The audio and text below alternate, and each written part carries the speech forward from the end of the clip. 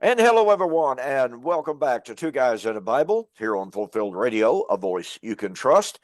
My name is Don Preston, and so glad to be back with you again. And there's William Bell off to my east in Memphis, Tennessee. William, great to see you again.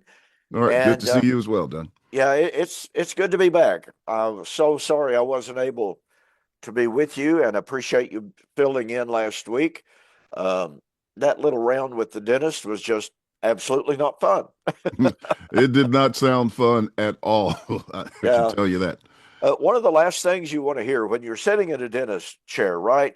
And they've told you they're going to have to extract a tooth. So the dentist has got a hold of it, and you hear this sound, crack,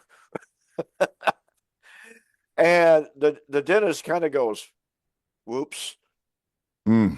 Yeah, yeah, Yeah, I know I had to have a wisdom tooth pulled, you know, by a dental surgeon at one time, and that was really tough, but it didn't break or anything, but just the fact that they had to do it, it was tough. yeah. Well, what happened was one of the roots of this tooth, and the tooth itself had a vertical fracture in it. That's one of the and had started hurting like crazy. Hmm. So, it had to come out. They couldn't repair it. And so one of the roots didn't grow straight down. It grew down and then created a hook in the bone. Hmm. So it wasn't going to just lift straight out. So it busted, it broke, and the You needed dentist, one of those special wrenches to get that. but the dentist had to deaden the jaw twice. It was a female dentist, and I must say she's very, very good. I really appreciated her. Had a great sense of humor, uh, and that sometimes help you, when Oh you're. yeah, yeah. Yeah. But nonetheless, she actually started in, and oh boy, yeah, it wasn't near close to dead, and so she had to give me more and had to wait and all this kind of stuff. But when the tooth finally came out, of course, she showed it to me, and yeah, I was going to be, and I was in a world of pain, Mhm. and so she gave me prescription for 800 Tylenol, 800 Motrin, uh, none of the opioids, thankfully, which I don't know how to take any of those anyway. I'm just averse to that kind of stuff. Yeah. But anyway, I lived on the Motrin and the Tylenol for about 2.5 days. And, on Saturday, all of a sudden I was feeling pretty good. Oh, And good. yeah, glad to get that behind me. I can tell you now, I've just got to learn how to chew on that side because I've got an empty space where two different teeth were. Yeah. And that's Uh, that's tough to get used to. William, I've been going over what you presented last week on resurrection and the new creation, a comparison between 1 Corinthians 15 and Colossians. And I've really been intrigued by this. And I mean, it's one of those type of things that when you see it, it's automatically like, oh, wow, yeah. yes. Why haven't I seen this 30 years ago, 40 years ago? Uh, and obviously, some of the parallels I have seen, but you map them out in such a systematic manner that was just really powerful. And I know it may seem a little bit redundant for the audience, but I would like for you to develop this a little bit more tonight. And I want to weigh in at given spots. But I think this is worth repeating. This is a classic example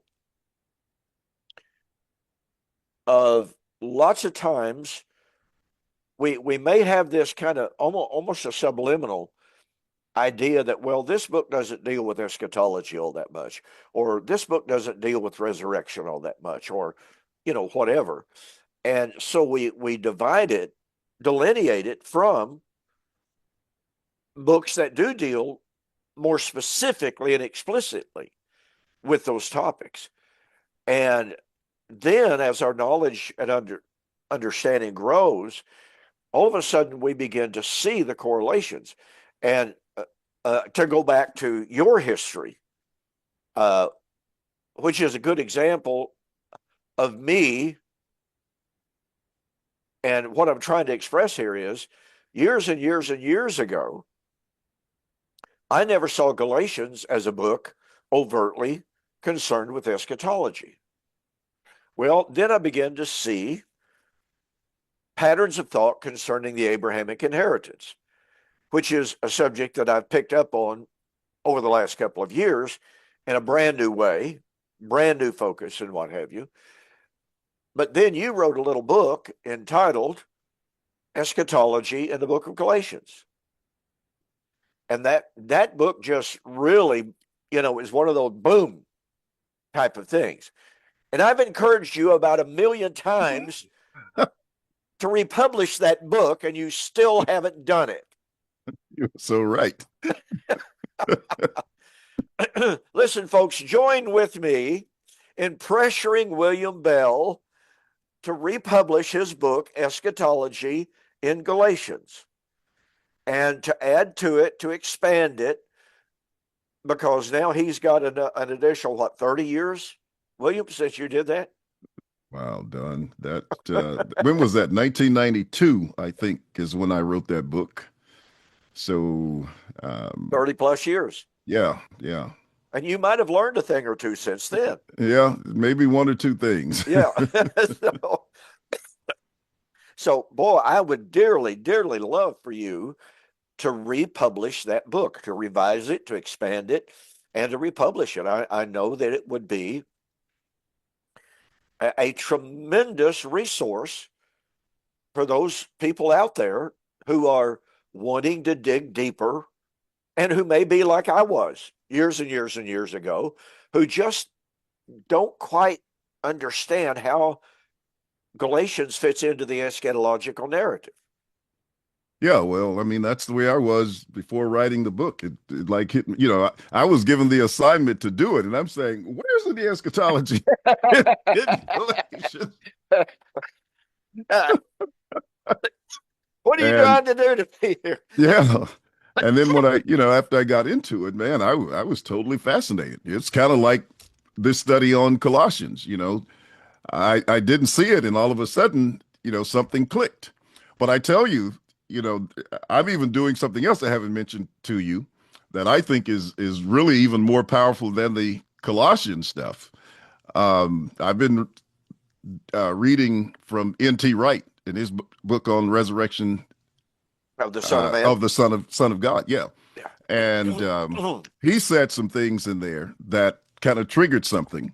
And, I'm still working it out, but I think I've got a handle on it. I mean, it was really profound, and one part of it is the fact that we generally look at the term natural, and of course the futurists do particularly, as a reference to the body, the physical body. That's the way it's generally interpreted, so that it becomes a distinction between the physical body and a spiritual body, a corporeal versus a non-corporeal.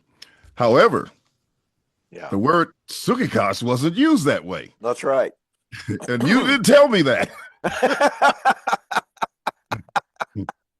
It's not a comparison between the physical and the spiritual. It's a comparison between something that was spiritual and something more spiritual. Yeah. And wow, when I got that, I said, and so now I interpret 1 Corinthians upside down. Okay. And you start at the end and work back. Exactly. And man, I tell you, what I found there and what I worked is really, to me, astounding. So you and I have talked about this, and I know I've spoken about this on different programs, different venues, and what have you. Here we are, veterans of the movement.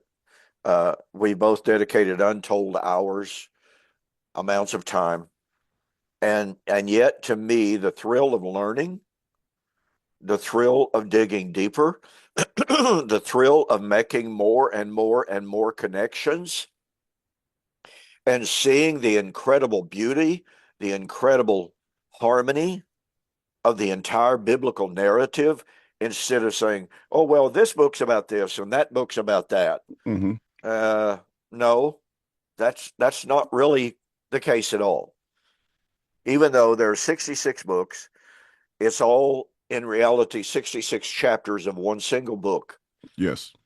with a common thread, a common theme, and that's the restoration of the life that was lost in Adam. And sometimes because we have a tendency to delineate subjects based upon given specific words, terms, or phrases. Hmm. And we kind of unconsciously, subconsciously, sometimes some people are unconscious when they try to read the Bible, but nonetheless, it's almost like they were. Because this book doesn't mention those exact same words, terms, or phrases, and this one does. Well, they can't be talking about the same thing. Hmm.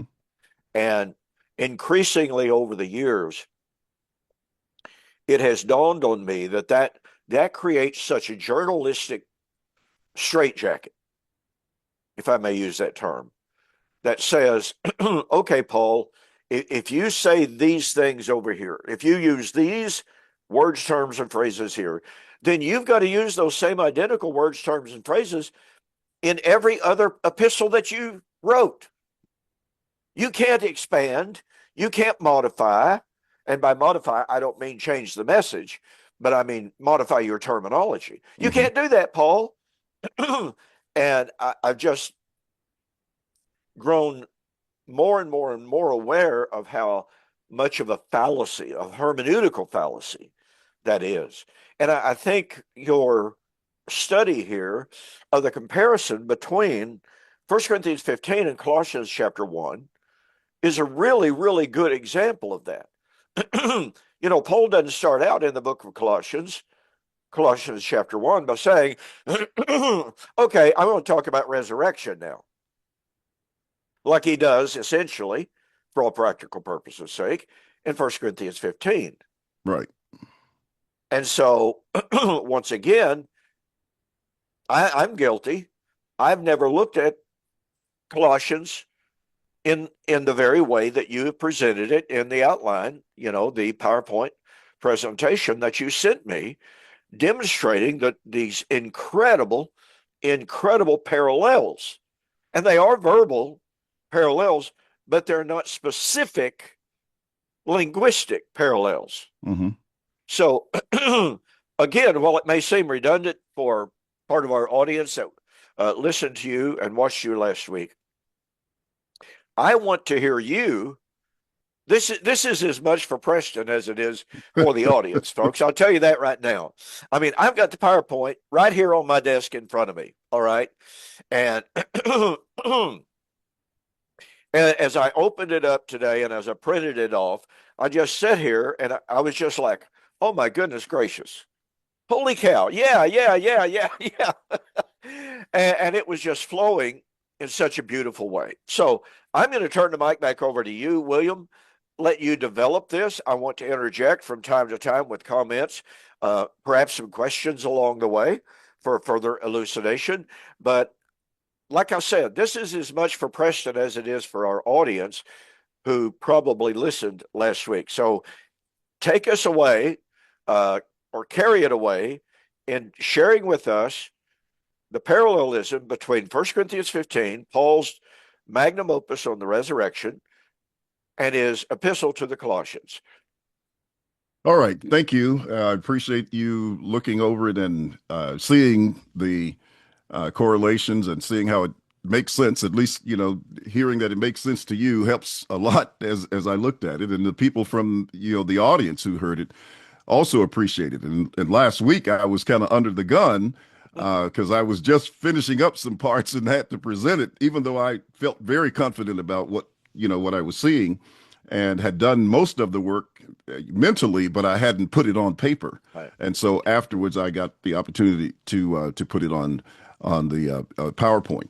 But the overall premise is what we've always understood, and that is that, Christ died for sins, and that's the overall theme and motif of First Corinthians 15. So I went through initially just going through verses that pointed that out over and over again. A Yeah, yeah. lot of times that people just don't, either they don't see or they won't see because they are wanting to see something else in it. And so he starts out that way, he ends that way, and everything in between is still focused on that when you really get down to it. But as I was thinking about it, and when I got to the first fruit concept, then I looked at the firstborn in Colossians, and I said, wait a minute, you can't have, and all this started from the lesson I think I did on one seed, one resurrection. Mm. I don't know whether that was the title of what I did last week or not, because I've been really going through a lot of this lately. So it's all beginning to come together. But nevertheless, as a result of that, I'm saying, okay, you can't get two different natures, two different seeds from the one seed, or two different bodies from that. And that took me to Colossians, and I said, this has to be the same thing. And then I started going through the chapter, and I looked and I said, wait a minute, all of this stuff is pretty much identical, to it. And there are a couple of verses that we have to go out of the quote first chapter. But remember, this was an epistle, so it's just really one chapter, except for Yeah. the man-made chapter divisions in it. But at any rate, saying that, the first thing that I would correlate would be the fact that Paul, generally after the salutation of Colossians, he starts off with the gospel, just like he does in First Corinthians 15. So verses 1 and 2, I declare to you the gospel, which I've preached to you, etc. And everybody's familiar with that passage, at least we hope so. And then in Colossians 1:5, he talks about the gospel that had come to you and to all those who were in the world, the cosmos, etc. And so there's a correlation. And if he's talking about the gospel is for the um, putting away of sin. And so it's Christ's role as the high priest in doing away with sin. And that's the importance of his body. Most people are making the body the essence of what resurrection is all about, but it's the body that was offered for the sacrifice for sins. And so they're trying to use it as the objective of the text from the purpose of what our bodies would be like. But go ahead, you had something to say. Yeah, I'd like to take a step back or two uh, to what you referred to there in Colossians chapter 1, because as you were going about over that with Christ being the first fruits Mm-hmm. there in 1 Corinthians 15, and he is the firstborn in Colossians chapter 1, verse 15 and following. Uh, the thing that struck me in the reference to Colossians chapter 1, verse 5 and 7, Paul says we're bound to give thanks to God always, but how that you obeyed the gospel which was preached to you from the beginning, and it is bringing forth fruit in you as it is also in all the world. Several different scholars have pointed out, and this is what I was reflecting on as you went over it briefly there. Paul in Colossians 1 is reflecting back on the garden. Be fruitful and multiply. So Paul is talking about a new creation in Colossians chapter 1, 5 and following, Yes. with the gospel of Christ being the seed to bring forth this fruit. And in 1 Corinthians chapter 15, Christ is the second Adam over the new creation. And so there, I don't remember you making that specific parallel, in regard to the new creation, the Christ, the first fruits and the second Adam, and therefore the new creation. But that's what came to my mind, that Paul in both chapters is talking about fruit and first fruits. One obviously is harvest, but the other is the new creation. Mm-hmm. But they're parallel thoughts in many, many ways. And Paul's imagery there of the new creation of the gospel bringing forth fruit as it was preached to every creature under heaven, etc. I'm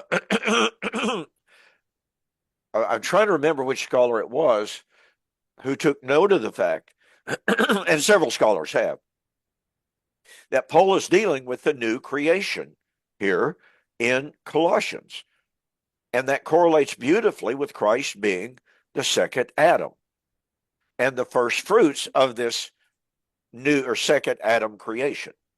Yes, uh, 1 Corinthians 15 is definitely using, Paul is definitely using the creation in Genesis 1 and 2 in 1 Corinthians 15. He directly quotes, even with the types of bodies, the kinds, etc. He's dealing with it there. He deals with it in speaking of the first fruit and the seed.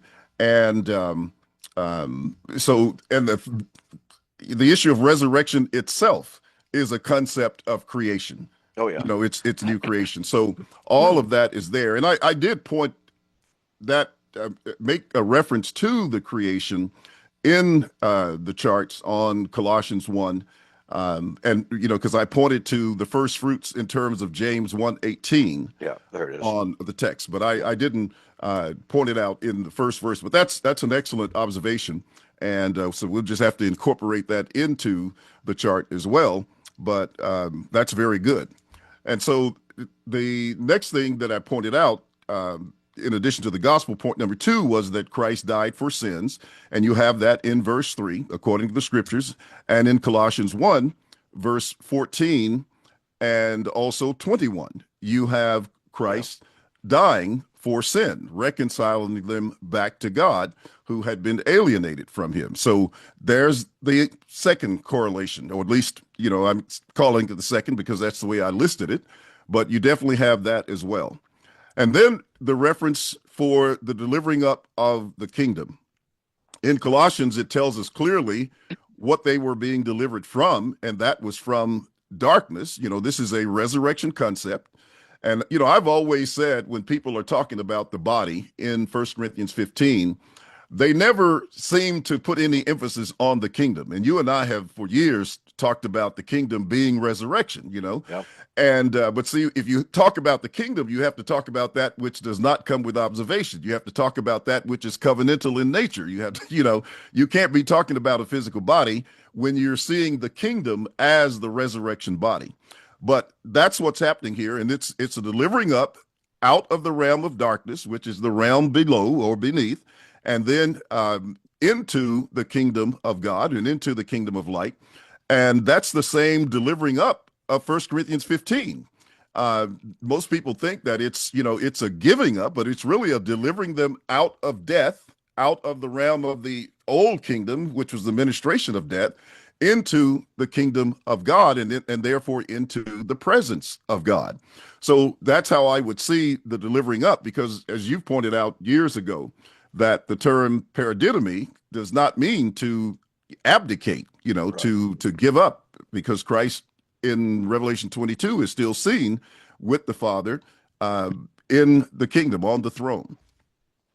The next observation was the image of the heavenly, which we see in verses 48 and 49, which would be immortality. And then you have the same thing in Colossians 1 and verse 15 when it says he is the image of the invisible God. Well, who has immortality? That's God. So there's your immortality. There's the correlation between those two. But even beyond that, I've also added Colossians 3:9 and 10, which is the putting off of the body which was corrupt after the deceitful lust, and then putting on the new man, as Ephesians says, which is created in the image of him, according to true holiness and righteousness, or righteousness and true holiness. And so there you have the correlations of the body, that immortal body, and the image of the heavenly that Paul talks about in 1 Corinthians 15. So, and I don't think that's, that was random. I think he's doing this and definitely showing the correlations between these two chapters. I mean, it's just too many of those correlations for this to just be, a casual thing, or to think that there is no design and purpose within what's happening in in Colossians 1. by way of comparison. Go ahead. Yeah, I'd like to pick up on that concept about the image. And you and I have talked about this on many, many occasions, in which Paul says, as we have, aorist tense, born, past tense, aorist tense, the image of the earthly, let us put on the image of the heavenly. Hmm. And that's in the subjunctive. So here is Paul discussing something that was taking place at the time, and that he was urging them to participate in. And I think it was it Weist, or no, it was Vincent, word studies. And there's some other commentators as well. I'm sorry, it was Linsky, who said we cannot allow the subjunctive here, even though the majority of manuscript evidence is in favor of it. Hmm. But he said we can't allow that, because if we allow that, then that means that we have a part to play in our resurrection and in the body of our resurrection. And of course, those of us who've been in the preterist movement for a long time, we're going, so what's the problem there? But Linsky, as with most futurists and those who believe that Paul is dealing with individual physical bodies, they have a real problem with that. Hmm. Instead of seeing that Paul is talking in a corporate sense here about the body and them collectively comprising the nature of that body. And as he expresses in 1 Corinthians 3, as he expresses in 2 Corinthians chapter 6, you, second person plural, that is, you, the body of Christ, are the temple of God. Collectively, are the temple of God. Correct. And so I see that very much at play here. Pardon me. When Paul is talking about this image, and as a matter of fact, I think it was at the Memphis lectureship in 2018, if I'm not mistaken. I had some things to say about how important this whole concept of being transformed into the image of God's dear Son Hmm. is.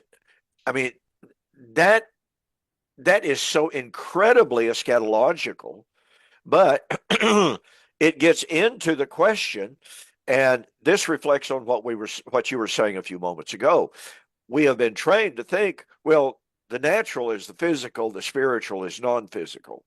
Well, we're trained to think also, okay, the body, that's this, that's physical body. So that's the natural man. So this physical body has to be transformed into a spiritual, non-corporeal body. And Paul, when he talks about the image of Christ, is not talking about that at all. No, Matter of he's fact, not. I love 2 Peter chapter 1, when Peter, who a lot of people say, well, he doesn't discuss image and he doesn't discuss body like Paul does. Well, he gives us a lot of hints in a lot of different texts that he has exactly the same identical concept of body and spirit and transformation and image that Paul did. But he says that they were in the process right then of putting on the image of God, or they were becoming partakers of the divine nature. Well, how were they doing that? Well, first of all, being participants of the divine nature is being changed into the image of God. Is that not correct? That's correct. Okay. So Peter is telling them that they were being transformed. They were becoming partakers of the divine nature through knowledge. William, I'm pretty sure that just knowing more about God doesn't change my physiology. That's correct. I had that same conversation with some guy today. We were going back and forth, and that was one of the things that I pointed out, was that there's no physiological change in this transition, this transformation that was taking place. This is Second Corinthians 3 as All right. well. And that was already in progress. and yet there was no physiological change in that. And the word pneumatikos, for example, Yeah. is used in 1 Corinthians 3, but it's there True. compared with sarx.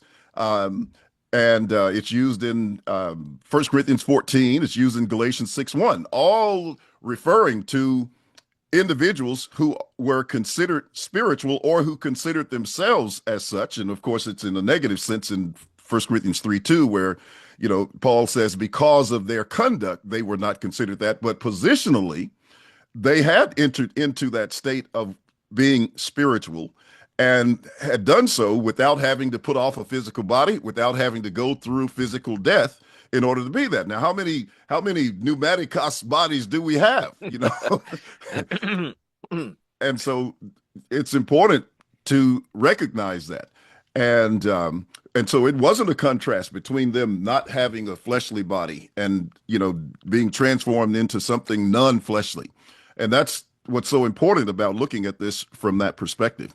But that transformation is into the image of God. It's just not consummated, and it would be consummated at the parousia, but the process was already going on, which means that they had already start putting off the other body, as you mentioned from 1 Corinthians 15 and verse 49. Fee, it's interesting to study Fee, I mean, to study all of them for that matter, who comment on that, but particularly looking at Fee and looking at N.T. Wright, deal with those concepts, acknowledge what they mean, and then still resort back to something that they don't mean. Yeah, you're exactly right. And I sitting here thinking, I couldn't help but reflect on Romans chapter 8. I remember as a very young Bible student, I couldn't tell you which commentary it was. I couldn't tell you which book it was. But commenting on Romans chapter 8, they said Paul seems to be a proto-Gnostic, because Paul says those who are in the flesh cannot be pleasing to God. Well, folks, this is all within the matrix of being transformed into the image of God and putting off the old man, putting off the flesh. And yet Paul says, if you're in the flesh, you cannot be pleasing to God. Well, if we're going to think purely in physiological terms, then we might as well give up, because we cannot be pleasing to God. And then Paul goes ahead to say, you are not in the flesh, but you're in the spirit. And if, boy, it's a big word, if the Spirit of Christ dwells in you, the body is dead. Well, wait a minute. I always thought the biological body was dead because of sin. And yet Paul says, if Christ is in you, the body is dead, which means if Christ is not in you, the body is alive. Correct. Wow. That doesn't sound like a whole lot of fun.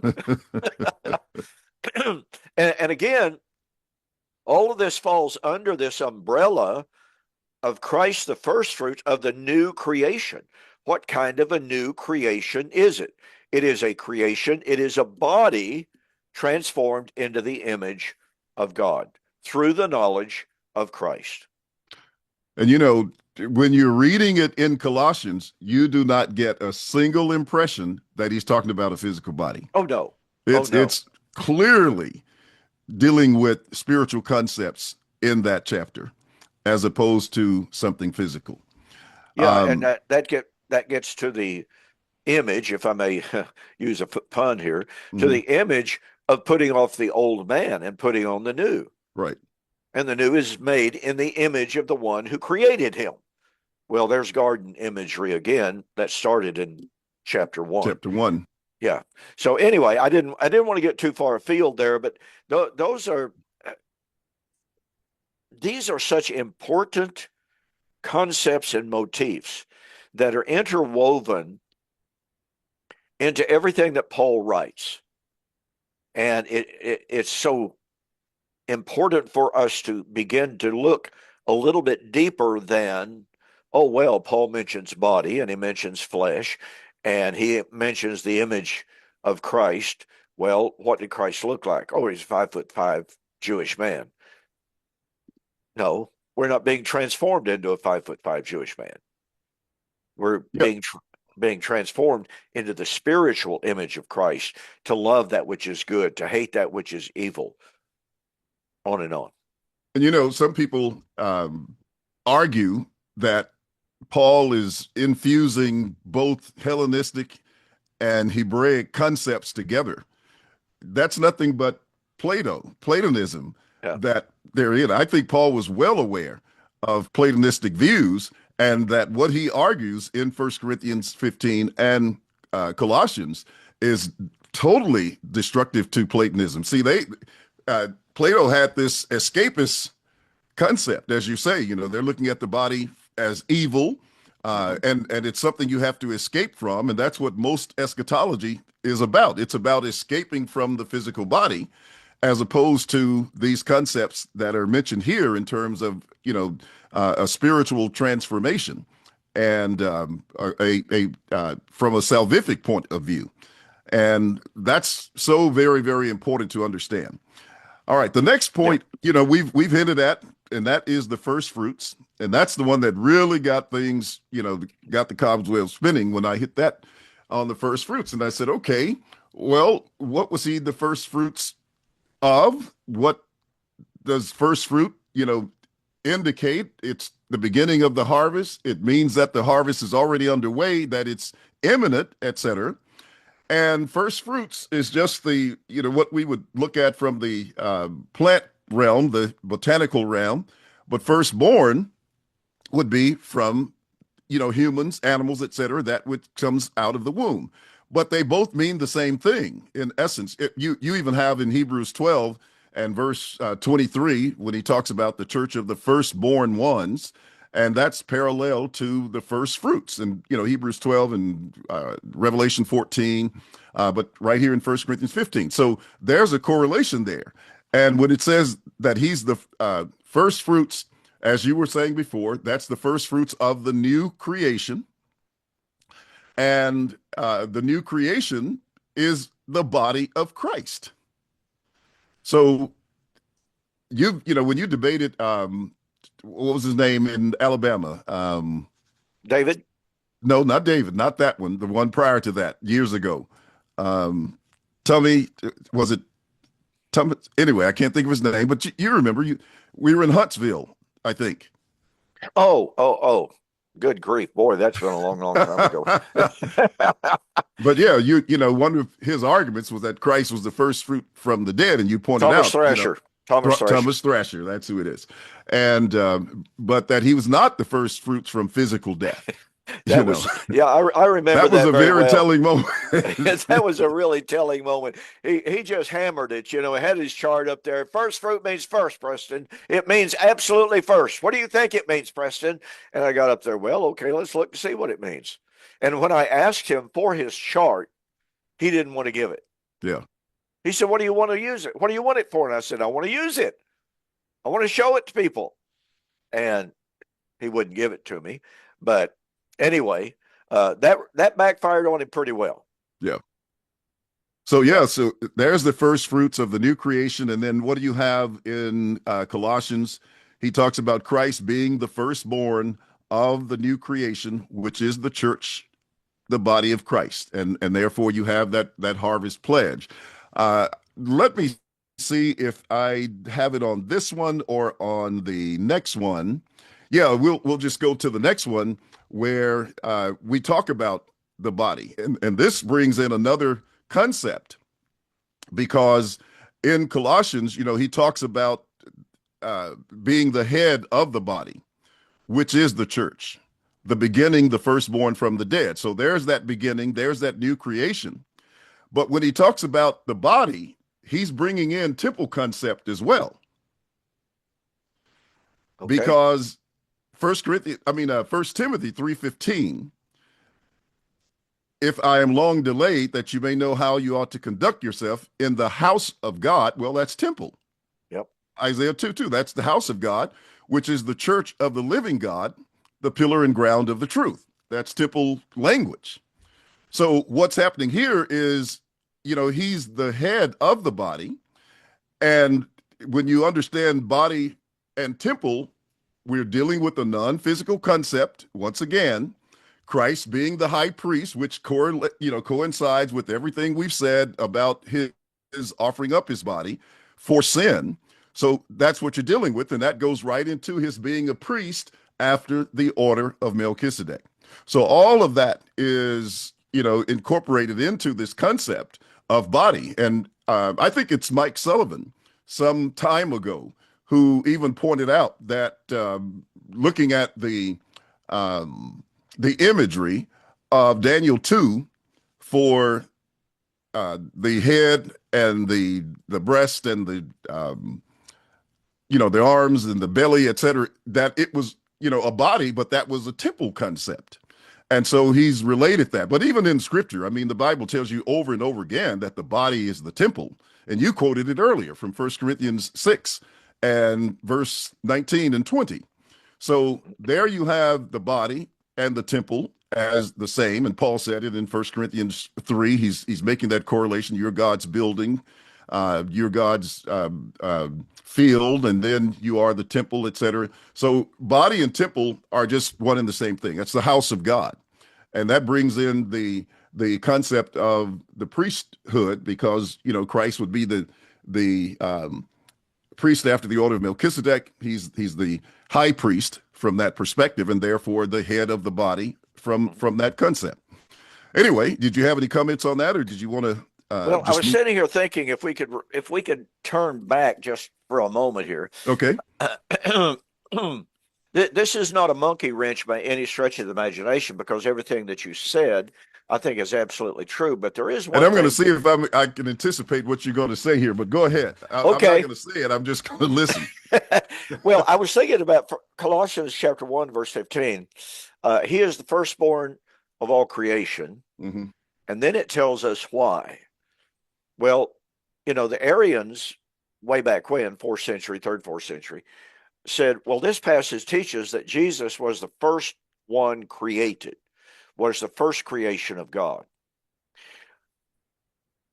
That's not what the text says, though. Right. The word firstborn there is from the Greek word prototokos. Mm-hmm. It's a slightly different word from protos. Yes. But it tells us why Christ was the firstborn of all creation. He was the firstborn of all creation because, and that's what the very next verse starts with, hoti, Greek word hoti, which means because by him were all things created. So I'm sitting here wondering exactly how that correlates to the first fruits. I understand that Christ is the first fruits, and he is the one that creates the harvest. He creates the new creation. So in that may be that correlation and connection with prototokos of Christ being, as some translations render it, he is the preeminent of all creation because he created all things. Yes. It's not an assertion by any stretch of the imagination that Christ was a created being. That's a misunderstanding of the text. That's the only thing that I was sitting here going, okay, what's the direct correlation there? Well, I figured that was going to be the direction that you went, because I remember, when I had the debate with William Vincent, I pointed out the difference between the two terms in that text. But let's see if I have this thought together. Even when you look at it from that perspective, and verse 18 does have the other term in it anyway, so you have it there. What was I going to say? I had it at the tip of my tongue moment, and then I was listening to you talk, and I've kind of slipped at this point. I might think of it in a moment. Yeah. But what I was going to say was that all creation stemmed from the temple anyway. All of God's acts were like from the temple. And so from that perspective, he would still have the preeminence and be the first cause of creation from that perspective. So that's all I was going to say along with that. That's kind of what I was saying. As the first fruits of the new creation, he likewise created all things. Mm-hmm. That's what I was driving at. Okay. All right. Yeah, I had to dig into Colossians chapter 1:15 and following, because I was having some really extended, in-depth discussions with some Jehovah's Witnesses. Yeah. And they actually brought the passage up, oh, look, this specifically Oh says, yeah, they're definitely bring. yeah, this is the firstborn of all creation. And I looked at it the very first, and it was the very first time I'd ever been confronted with it. And I said, no, no, no, no, that's not what that is saying. And just the logic of it hit me immediately. And I said, wait a minute, how could Christ be first if he had already created everything else? I said, you got to be last in order to, Yeah. in what you're saying, because that's convoluted. You got to deal with the fact that Colossians gives the reason why Christ is called the first, and the reason why he is called the prototokos, and the same words used in Revelation chapter 3, verse 14. Mm-hmm. But the reason why he's being called the first fruit is because he created all things. All things followed him because he created all things. But he wasn't created first because he had already created all things. Mm-hmm. Exactly. The logic just doesn't work. And when I explained that to those Jehovah's Witnesses representatives, they dropped that like a hot potato. They never came back to that at all. So anyway, okay, proceed. All right. So, we've already commented pretty much on this head of the body and that correlating with the house of God and applying to this order of Melchizedek that you see in 1 Corinthians 15. He must reign till he has put all enemies under his feet. And that's citing Psalm 110, etc. And so you have that same idea involved in his being the head of the church or the house of God as far as being the priest. And Hebrews 3:6 even refers to that in terms of Christ being a son over his own house. All enemies, the principalities, powers, and death being put under his feet. Again, verse 25, verse 26 goes back to Psalm 8, 6 through 8, and that's back to Genesis 1 as well, and Psalm 110, 1, and in Colossians 1:16 and also 2:15, you have that idea expressed, and the same thing in Ephesians 6:12 and other passages that deal with destroying the powers, principalities, etc. So, go ahead. Yeah, I've often looked at Colossians 2:15, and I have correlated it with 1 Corinthians 15, by the way. So this is one of those parallels that I have actually seen and utilized in the past. But it seems to me, William, that an awful lot of people, and this gets back to people's preconceived ideas about body and about flesh and what have you. Mm-hmm. And it strikes at the heart of what people think when they say, well, Christ was going to destroy all the evil. Christ was going to do this and he's going to do that. But in Colossians and 1 Corinthians 15, he has put all things under his feet.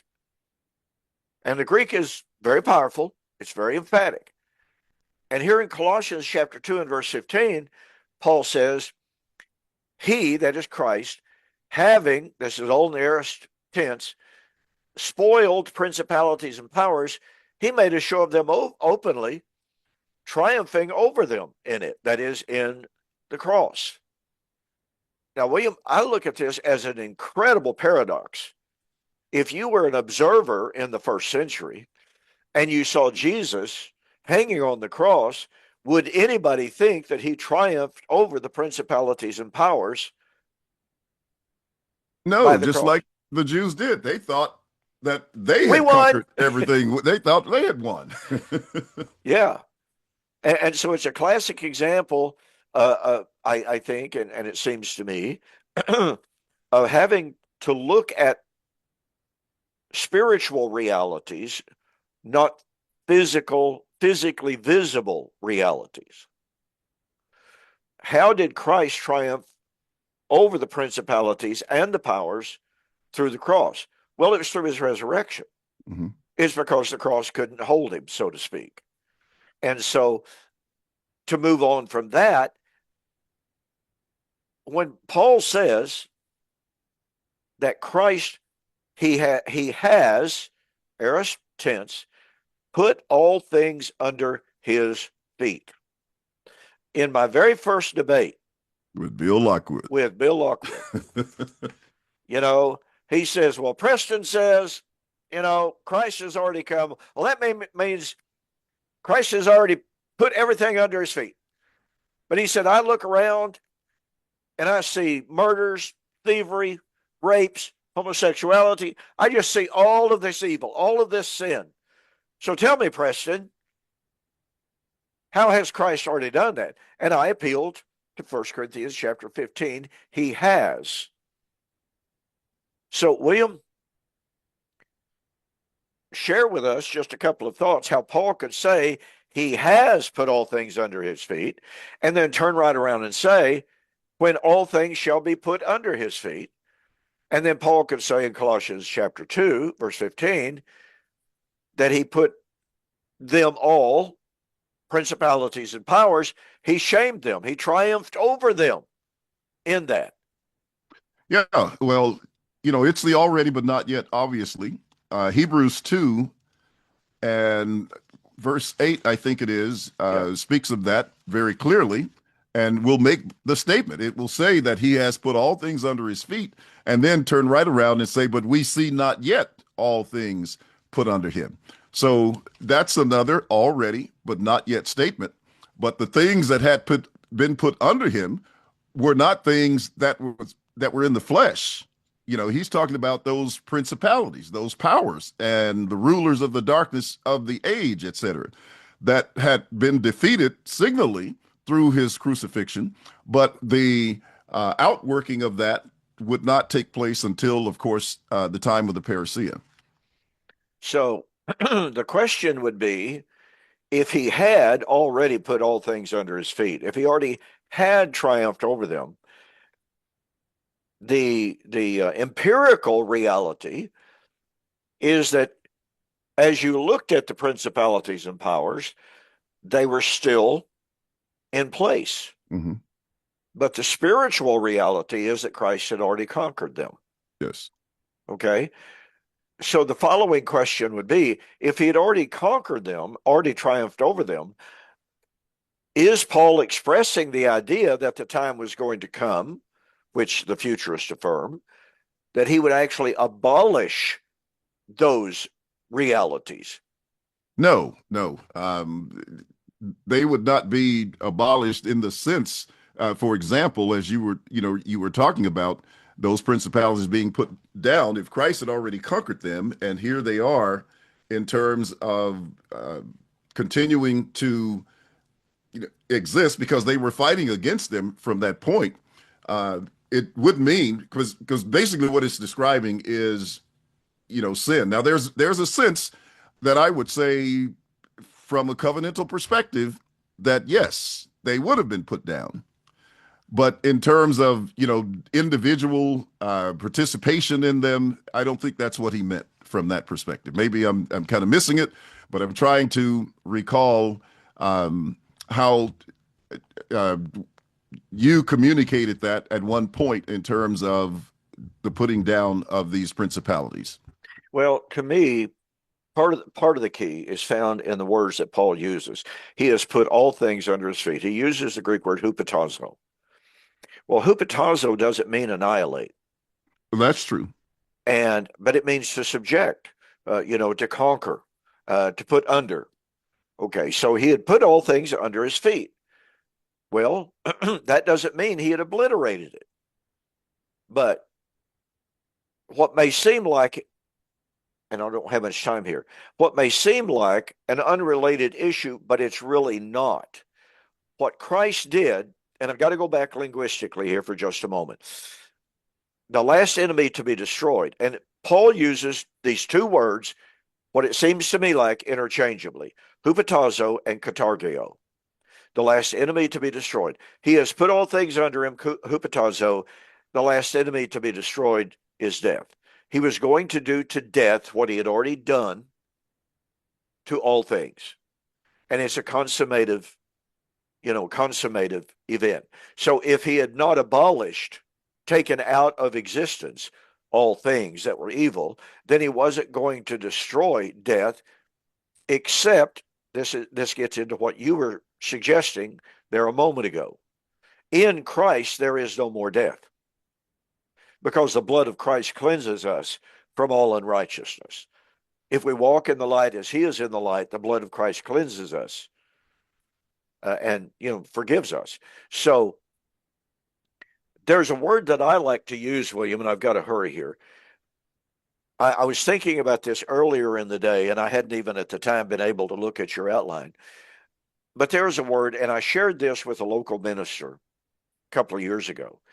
And when I shared it with him that day, it literally transformed his understanding of biblical eschatology. He was raised and had been teaching that at the eschaton, at the parousia of Christ, all sin, all death, all human frailty is obliterated, taken out of existence. And yet I shared with him the picture of the new heaven and the new earth, the new Jerusalem.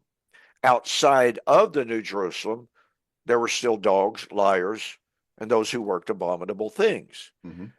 And what I shared with him, and it's found in one key word, and that is sanctuary.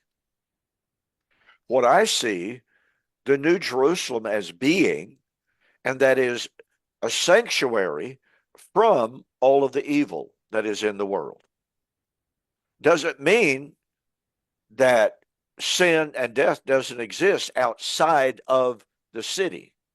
Inside the city, we are not subject to sin and death. If sin and death does not exist outside of the New Jerusalem, then that's universalism. Exactly. But sin and death obviously exists outside of the city. Inside the city, which is what Revelation 21:4 and following is describing, inside the city, which is just another way of saying in Christ, there is no more the sin, there is no more the death, there is no more the curse.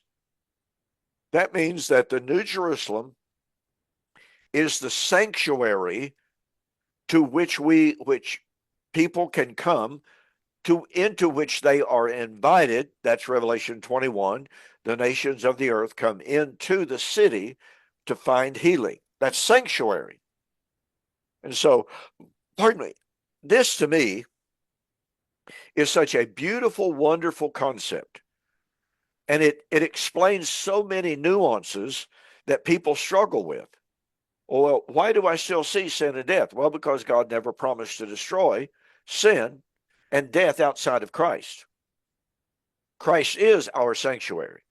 He is our hope of glory. He is our life. He is our salvation. And without him, there is no life, there is no light, there is no salvation.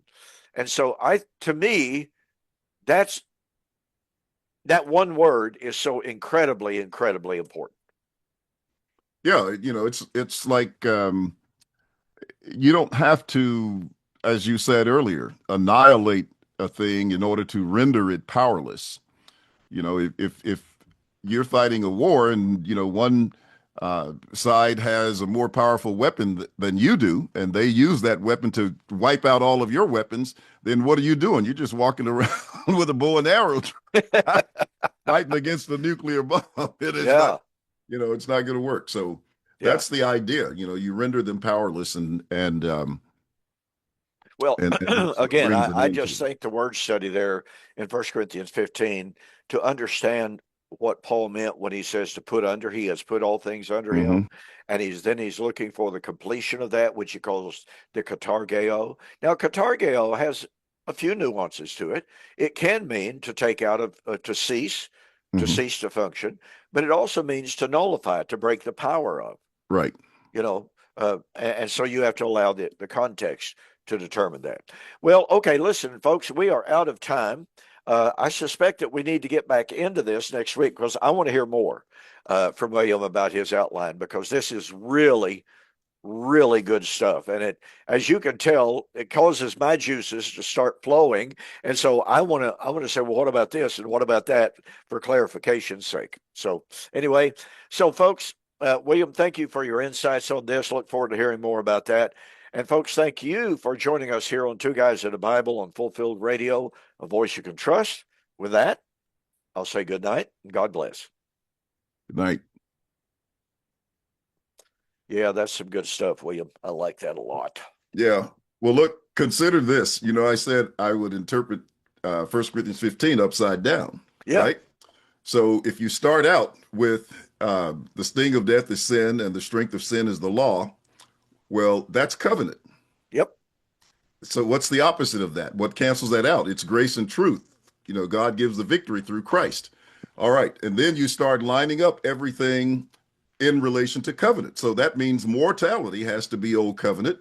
Corruption has to be old covenant. All of that has to be covenant from that perspective. And then you have the idea of moving from the glory to the more glorious. The law was spiritual, holy, and just, but the new covenant is so much more that it makes the law as though it's nothing. And that's the beauty of that situation. So Yeah, I've that's been good. having a ball with that. I can see where you have, and that's some good rich stuff. It really, Yeah. really is. All right. I enjoyed that. All right, man. Okay. Good night. All right. Good night.